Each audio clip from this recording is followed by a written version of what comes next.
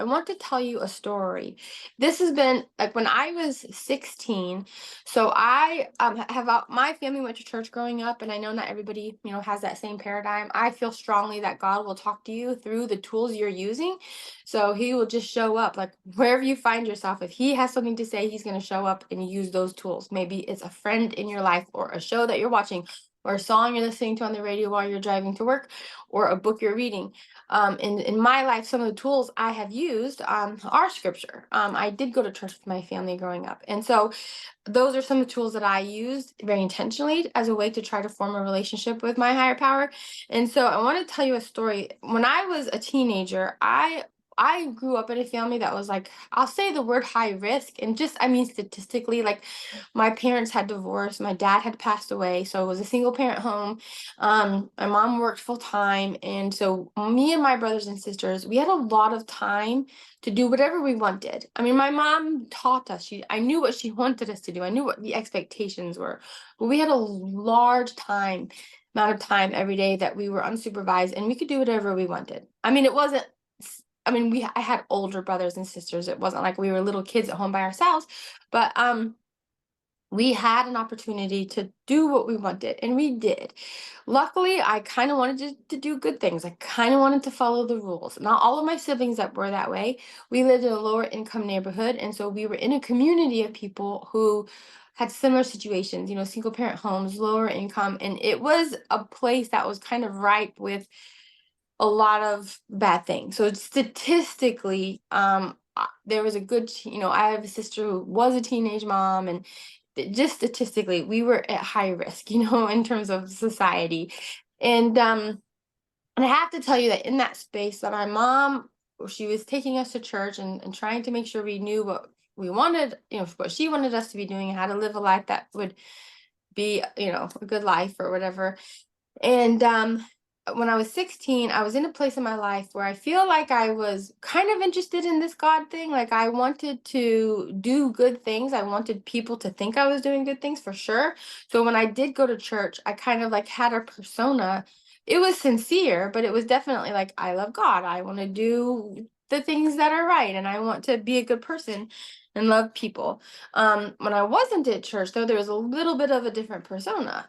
Sometimes when I, with certain friends, there were certain things we watched, certain things we listened to, certain things we did. I spent time smoking cigarettes in the woods with friends. Like it wasn't always, congruent with the life that I was pretending like I lived at church, and the life that I was, living at home. I mean, it wasn't always congruent.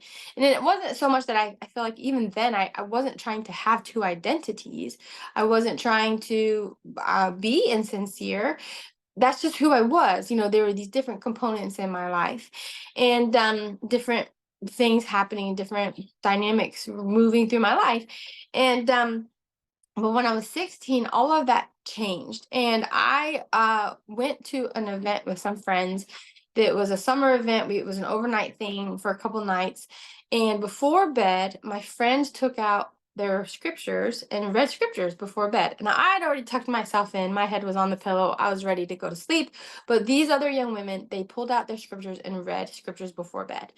And I thought, oh, like I've heard of this. I've heard of people reading scriptures. Like at church, they say read scriptures every day, but like I just thought that was something people talked about but didn't do, kind of like eating right and exercising. And so I thought, oh, well, if my friends are doing it, I want to try to do it. And so when I got home, I just got some scriptures and I put them under my pillow. And then after that, every night before bed, I would pull them out. Now, again, that was the tool that I used. Like that was a tool that I was like, I'd like to get closer to my higher power. Although at the time, I think it was more like I want to be more like my friends. But that was the tool that I chose. So I took that tool, I put it under my pillow, and every night before bed, I pulled it out and I read a few scriptures, and then I put it back under my pillow and went to sleep. And I was doing that over a period of time. And I got like, there's this one day I was driving home from school, and I was at the top of this hill that kind of looks out over the neighborhood. And there were a lot of trees and stuff in my neighborhood. And I just remember at the top of that hill looking out over that scene. It was so beautiful. And like the sky was so blue, and the flowers were so vibrant and the trees were so green. And I just remember thinking, like, I've never seen the world look this beautiful before. Maybe it's the global warming effect. Like, I don't know what's happening to this planet, but it has never looked like this. What a gorgeous, gorgeous day. And this little thought in my mind, it came to me, and it was like, Gwen, the world hasn't changed, but you have changed. And I realized, like, that was a really huge moment for me, because I realized as I was using a tool actively every day to try to get closer to God, it happened. And it happened so, it was undetectable almost, because it was so gradual, but it was very, like, I could quantify it. Like, when I looked back, I could see, like, you know what? I realized that some of the songs I was listening to, some of the movies that I was watching, some of the other activities I was doing with my friends and my boyfriend, like, I lost an interest in them. The things that I desired, the things I wanted to do, the things that brought me happiness and joy in my life, they changed. So I could have given you a list. Like, if, like, going by the standards of church, I could have given you a list of these things I probably should take out of my life and change. I didn't do that. But I did find one thing that I could do, and it was easy, and I didn't mind doing it. And I did that one thing every day. And I didn't even connect it to, like, I want to get all these other things out of my life. I want to show up more sincere. I want to show up, healthier or whatever. I didn't in my mind, there was no relation between the two at all. This is just who I was and how I was living my life. And hey, I might as well just also start doing this other thing every day to be more like my friends. And but what happened is that that one tool that I used every day to get closer to God, it made God get closer to me. And as that happened, my desires changed. What I wanted changed. And slowly, almost imperceptibly, what I wanted was different. And so I wanted to spend more time doing healthier activities. I wanted to spend more time reading books that were more uplifting and more interesting. I wanted to spend my time with people and in places doing other things that made me feel the way I felt when I was using that tool. And it was really amazing, because whereas before that experience, there was a lot of incongruency in my life. And really, it was just me doing what I wanted. It was really just me doing what felt good. And it did feel good to go to church on Sunday. It did feel good to spend time with people who were talking about doing good things with their life. It also felt good to be in the woods smoking cigarettes with my friends. It also felt good to be with my boyfriend and messing around a little bit. All of those things were just things I liked to do, and I wanted to do them. I had an opportunity to do whatever I wanted. That was available to me, so I did do whatever I wanted, and it was kind of on a wide spectrum of things that I liked to do. But as I went through this process and got closer to God, just by doing one new thing, that tool changed my spectrum of what I liked to do.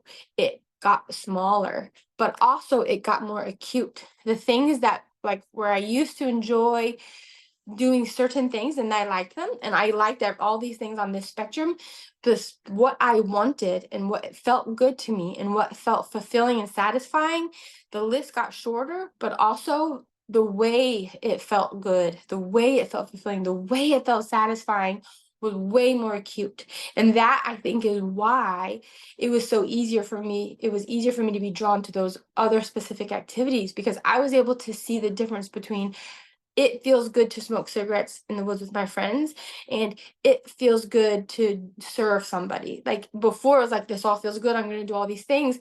But as I got closer to my higher power, I could tell, like, the way it feels good to do something nice for somebody and the way it feels good to smoke cigarettes in the woods with my friends, it's a different good here. Like, if I'm serving something, it is more explosively beautiful and it's a better experience for me. And that experience in my life was extremely formative for me at that time, because one of the things I've always said my whole life, before I got into any addiction, anything, when I would tell people that story, is what stood out to me was that list of things that I could see now, especially as an adult, and been like, whoa, if I had maintained those practices, whoa, that would have changed the entire trajectory of my life. But what was amazing to me is, although there would have been people in my life standing over me and saying, don't do that, my mom for sure, don't you be doing that, don't you be doing this, that list of things, never at any time did I feel like I had to white knuckle those things out of my life. Never. I didn't think of those 5 things I enjoyed and then like, oh, I just need to stop trying. I didn't set goals. I didn't muscle my way through them. I didn't resist them. They left my life. I lost my interest in them. I lost my desire from them very, very, very naturally.